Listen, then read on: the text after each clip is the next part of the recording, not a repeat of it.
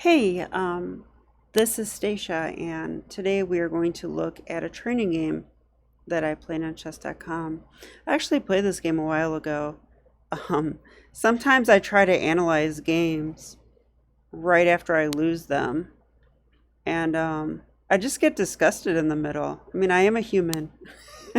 So sometimes, I just get disgusted and I'm done. That's okay, as long as you come back to the game and look at it objectively. So let's go ahead and, whoops, don't know how I did that. Okay, does it look good for you guys? It does. Okay, so there's really some key moments in this game that I want to look at because I did check the chess.com report, and really my mistakes were in the opening. Now, that's sad to me because I was excited to get this opening because I had just studied a middle game between Grandmaster Fabiano Caruana and, well, I forget who else. I kind of want to know that though now. All right, hang on a second. I will tell you who it was.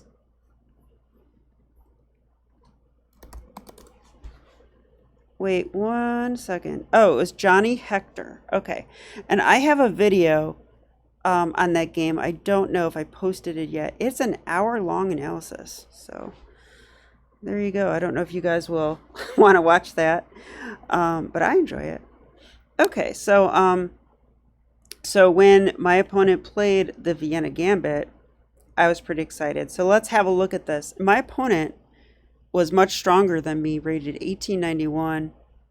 And I do believe when I checked their profile, it was a little bit suspicious, like not like in a way that they're cheating, like in a way that they might be much stronger than that even. So, yeah, and like, why is their name 10 Rapid? Like, so I feel like this is some kind of training account for a really strong player. That's my feeling. Okay, so they went e4. I went e5.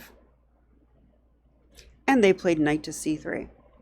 Now, knight to c3 is a weird move if you think about it. I mean, it develops a piece. Okay, I understand it develops a piece, but why play knight c3 when you can bring the knight out on the king side, because usually we want to castle here, and come out with tempo, attack a pawn, right? Like that's just a good move. It's just a very good move.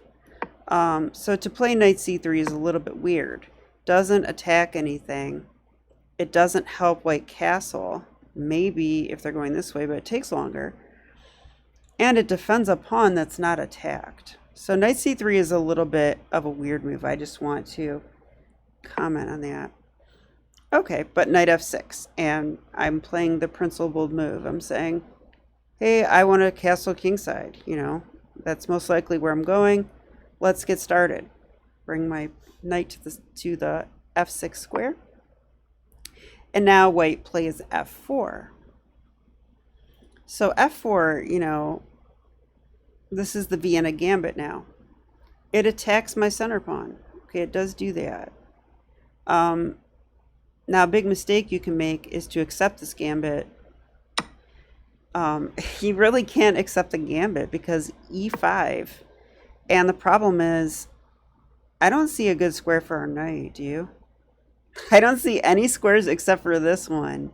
Okay, if we have to play that, I think this is not going to be a good game for us. So you're not supposed to take on f4. Instead, there's one good move here, and that's the move d5. And this is the counter center move. I'm learning that's what it's called. Like, that's why the Scandinavian is called, like, the counter center opening or whatever. Because you're saying, white put their pawn on e4 and you're countering it. You're like attacking it right away. You're saying you have to do something about that pawn because I just attacked it.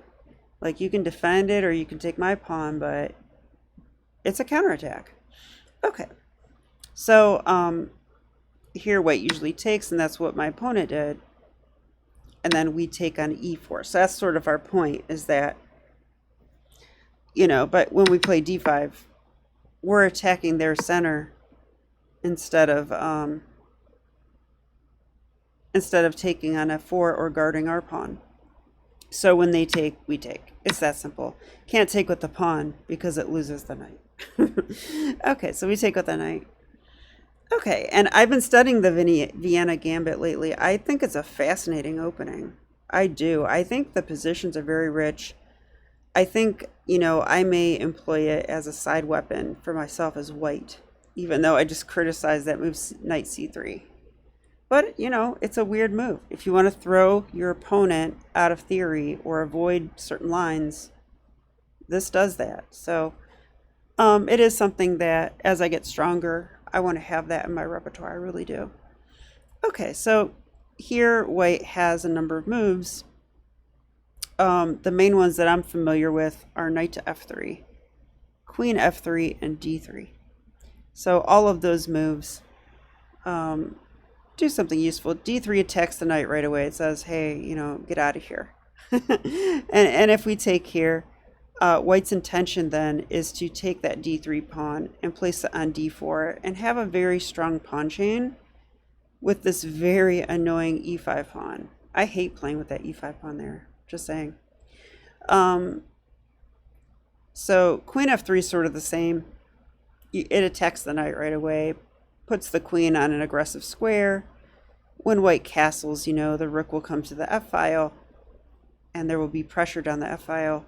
And with this pawn here on e5, that actually is, well, I've been crushed by it more than once. Just in blitz games, though. But, when there's an opening and you get crushed every time, it definitely makes you want to study it. You're like, hey, wait a minute. I must not know what I'm doing. Okay, and the last one is knight f3, which obviously, get ready to kingside castle. It's a useful move. It guards the pawn, etc. So my opponent did choose knight to f3. And I was excited here because this follows the Fabiano game that I had just studied for, a good 2 hours. Like, I studied it for an hour, then I made a video for an hour. So I definitely was learning a lot.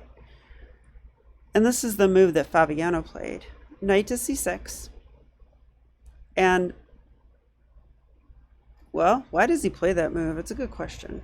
I'm trying to remember. It does put pressure on e5. So that is one thing that it does.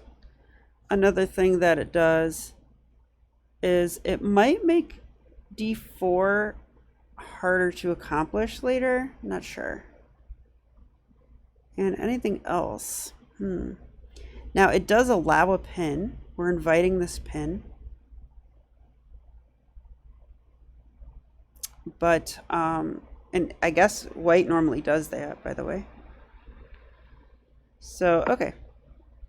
And my opponent played d4. Okay, so this is where my game deviated from the one that I studied. In the game I studied, Johnny, gosh, I forgot his name already. Well, Johnny whatever, Grandmaster whatever, he pinned the knight.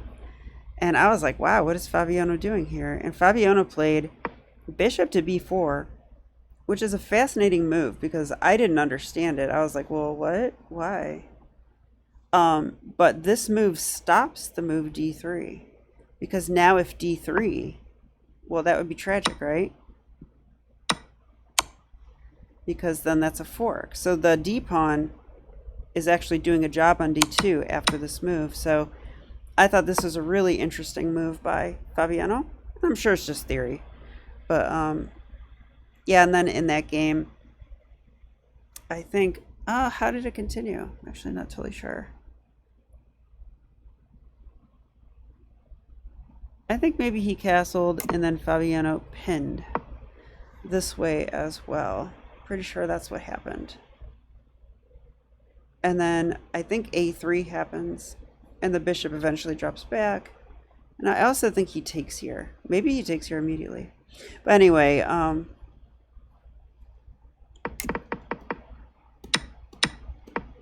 my vain attempt to understand chess. I like to review, that's my latest thing, is to review Grandmaster games.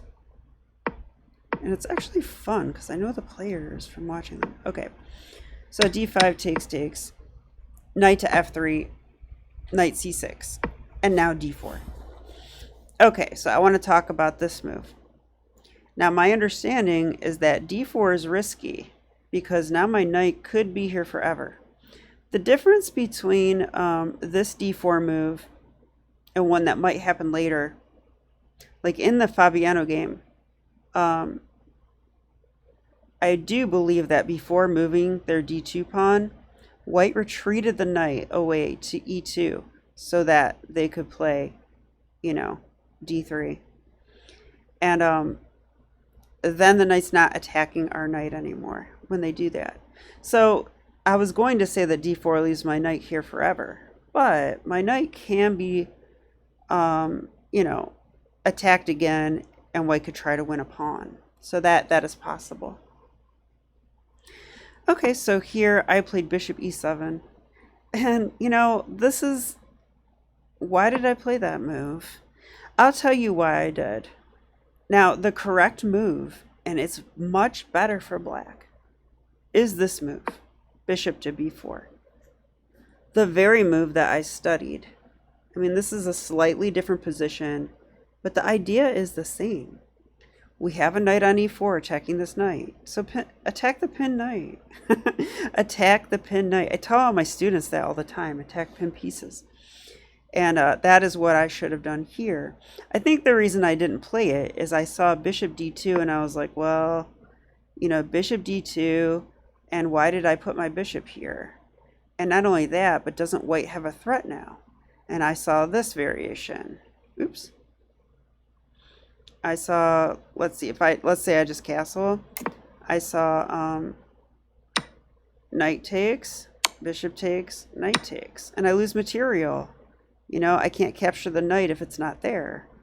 So I saw that little variation, and that scared me off this move. And instead, I just played bishop e7. But let's understand this move. We're diving deep today. But seriously, when I play a wrong move, I want to know why. I have to know why. All right. So if here, what should black do? Well, guess what?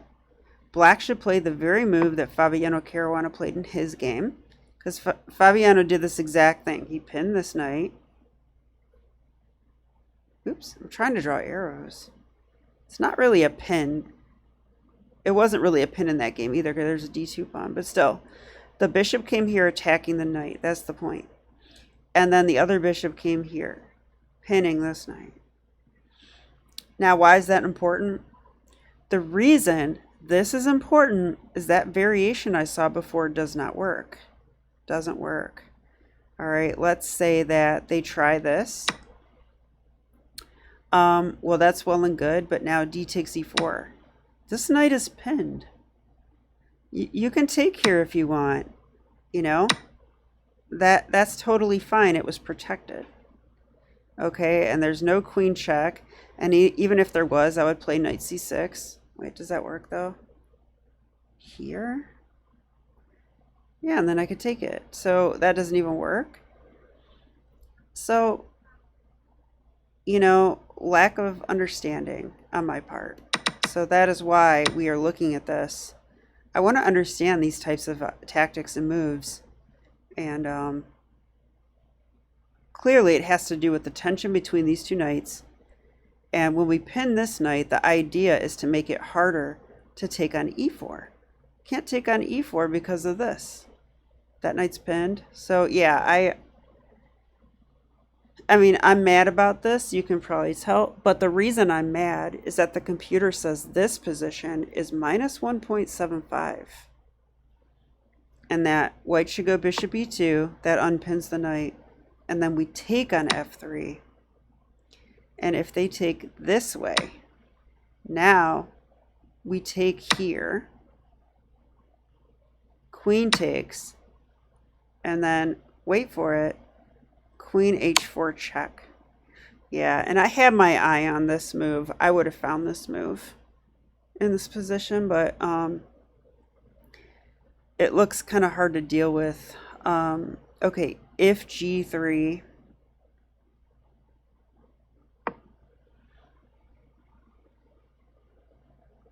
well, that's a free pawn. We want a pawn, right? The knight's guarding that. And computer gives this line. Yeah, I like our position quite a bit. They pretty much had to castle because the bishop is hanging and we're threatening a fork, so I mean, can they go bishop d1? Maybe. It doesn't look like a good move though. Okay, and now it says knight b5, attack the pinned knight. Now we're threatening to do that same fork again. Yeah, so black is winning here. Black is winning here. So it's important to me to understand what's going on in the position that would lead to black doing so well, basically. And it's partially because of the tension between the knights, but it's also because at the right moment we will have queen h4 check and we can get this pawn. And that is the whole reason the bishop took on f3. Okay, so don't worry, this video won't be that long. I'm not going to go through everything in that much detail, but that I think is important. All right, so instead of that, bishop e7. Yeah, bishop e7, bishop here. Okay. I guess that guards the pawn. And then I castle, and you're not going to believe this. The computer doesn't like castle. I thought I was being sneaky because it looks like they can take here. But when they take, this knight needs to move now. And if it moves here, which I thought it probably would, I was going to take this pawn. So I thought I was being sneaky, and I was. But guess what's even better than that move? Even better than castles is this. Like, this move is so good. Yeah, this move is so good that we can waste a tempo, and we still need to play this. You know, and I think part of it is that the bishop's not on d2, it's on e3. So that was kind of a waste of tempo as well. Bishop should probably come back. Yeah, but now it's kind of the same thing. Bishop g4, and we have the same threats as before. After bishop e2, yep, it's the same thing. Bishop takes, knight takes, queen h4 check. And actually queen f2 is the best move there, and etc. All right, so we've solved the reason I got a bad position this game. So let's continue now.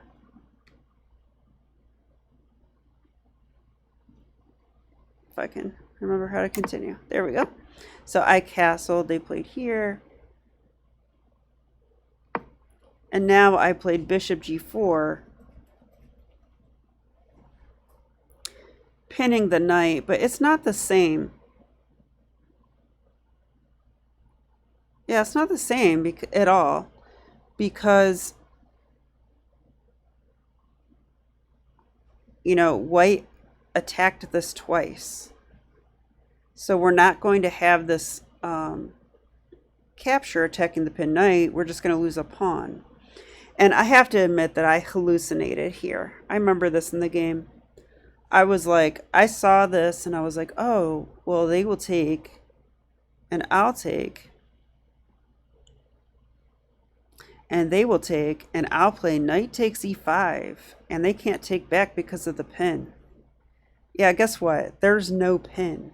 That's a queen. It's not a rook. I like hallucinated that it was a rook. I don't know if you guys have ever done that, but sometimes I'll look at variations. And then, like, in my mind, like, I don't see a queen here anymore. I see a rook. Like, that's kind of what happened here.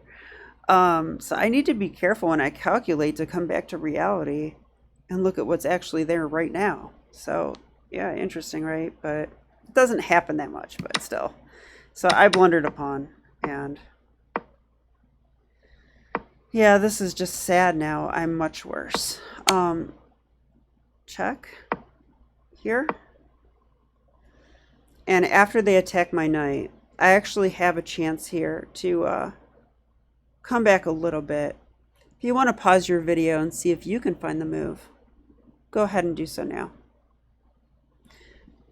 So I played a normal move, but I knew it was bad because, you know, I need to save my knight, right? That's what I was thinking. And if I go knight c6, I think it looks pretty bad for me, right? Like takes. And what did I think was happening here?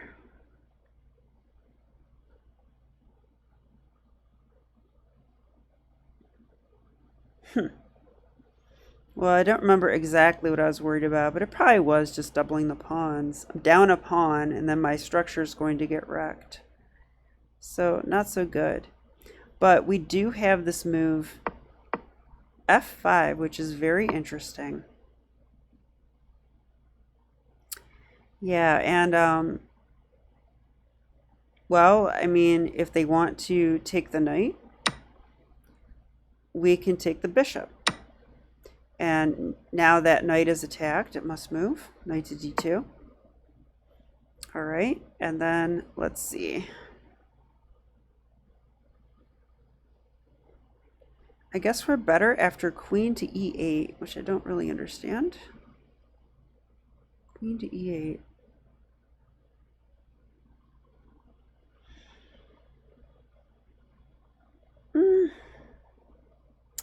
Okay, I think I do understand.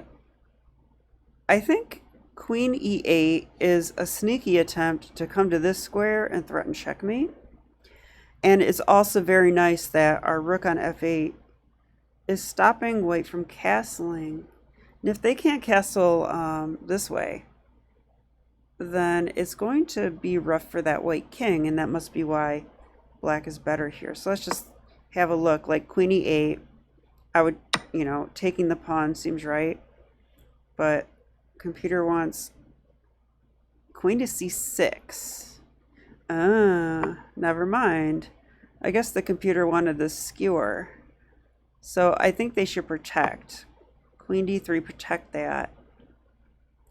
And then we can play this with check. Yeah, black has a serious initiative coming now. Very serious. So actually, we're looking at f5, and if they take the knight, that's just wrong because of the variation I showed. So instead, they could take here, rook b8. Let's attack the bishop now. So now the bishop's still under attack. So it actually says they should castle here. Wow. All right, well, let's look at what happens if they retreat like this. Because I'm pretty sure I did look at this move, and I got this far. Oh, no, I didn't, because we could take it. So, wow. That bishop is trapped, isn't it? So now they have to take the knight. Wow, that's cool. I did not see that. Not a chance. And then we go here. I'm attacking this again. Bishop d2, protecting it.